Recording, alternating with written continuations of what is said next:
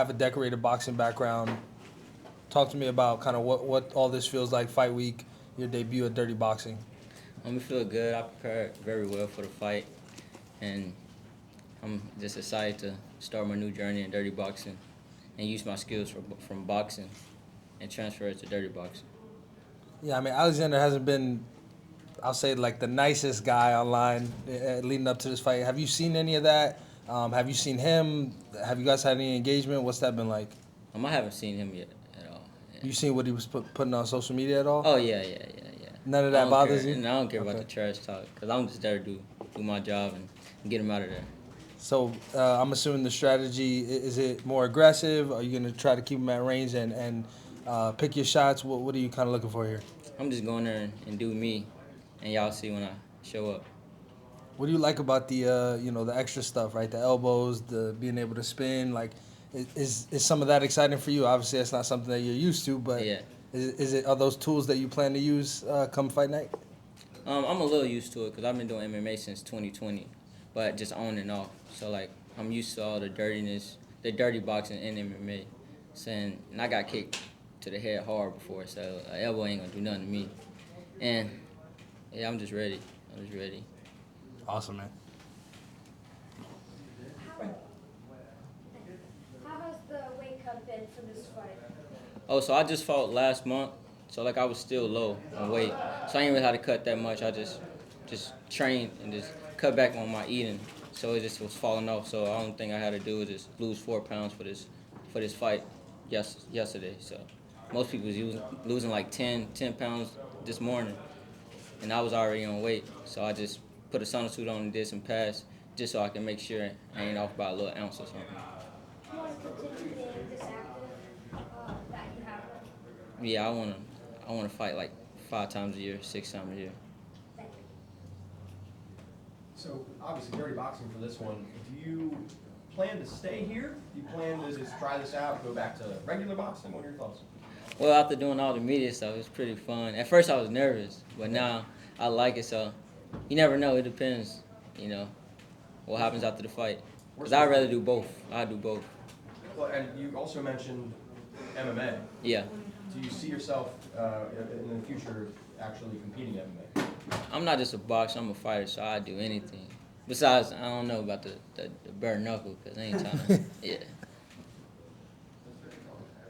Savage, Combat Sports Media over here, man. How you doing? I'm doing good. If you do like it here, is there any names in the promotion over here that's catching your eye? Any of the bigger faces in your weight class? It don't matter who it is. Anybody? Yeah, anybody who they want to give me, I'm gonna be ready. I'm gonna show up and put on the show. Speaking back to the bare knuckle, what veers you away from that? I'm trying to keep my teeth, man. Trying to keep your teeth. In my hands, because I see a lot of people Respect. mess up their hands in dirty boxing. In bare knuckles. So I'm trying to keep my hands. Good luck tomorrow, brother. Thank you. Native Montavious, you're obviously fighting a guy from Tennessee. What does it kind of say about the growth of combat sports in general in Tennessee that you can get two guys fighting on this stage?